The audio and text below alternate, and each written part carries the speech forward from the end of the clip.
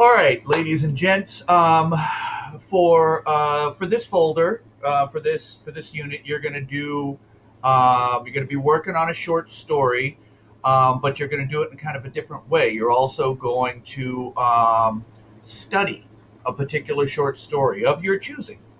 Um, and the purpose of that is you're going to pay attention to the way that story is written. You're going to look for all of the things that they do well, and you're going to practice imitating it. Okay. It's a very typical thing that writers do is to imitate other writers that they admire. It's not the same as plagiarism, right? You're not copying and pasting. You're not doing exactly what they do. You're copying their style.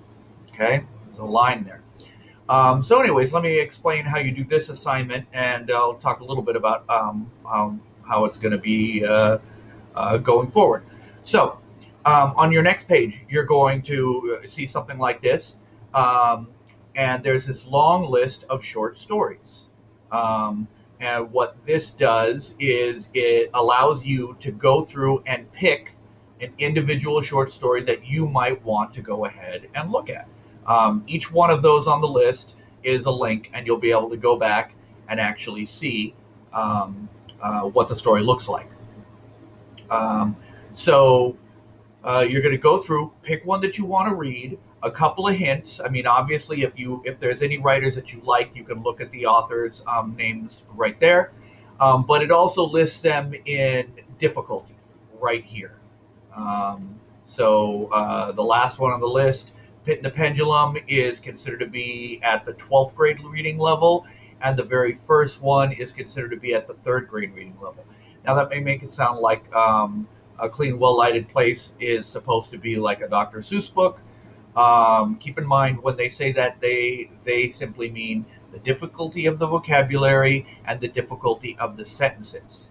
The subject matter could still be very adult, but the actual difficulty of the reading is considered to be about 3rd grade level. So, at any rate, you're going to go through, you're going to pick one that you want to read, and once you have picked it, you'll go ahead and you open it up, and you're going to copy the title. Okay, so you copy it, you put it in here, and then you submit that. Okay, so that's just so I know what you're reading. Then back on this page right here, your job is going to be to make a copy. You want your own copy of this because you're gonna mark it up a lot. So you make a copy. You don't need to change the name whatsoever. But what I do want you to do is I want you to move it. I want you to put it in your writing folder. So when you hit this, it'll say, "What do you want the title to be?" Click whatever folder it says. It might not say any folder, but if it might just say My Drive, and then you want to get to your drive. Okay, so you get to your drive, and then you're only going to have a couple of folders. I have way more than you, but you're going to get in that folder. You're going to find your writing folder, and you're going to put it in there. Okay, this is important because what this does is while you're reading, it will allow you, if you want to, like let's say you come across a word and you don't know what that means. If you were to go, huh? And then click comment, that'll send me an email, and then I will be able to talk to you while you're reading it. So I can help you out while you're reading it. You don't have to be all on your own. Okay? But you make a copy, you put it in your folder, and then you read through the entire thing.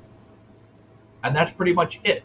Moving forward, you're going to start dissecting it and look at the different parts. What's the conflict? What's the climax? How do they put it together? But for this assignment right here, all you got to do is go through the list, pick a story you like, choose it, make a copy, put it in your folder, and read it. Okay? Happy reading. Good luck.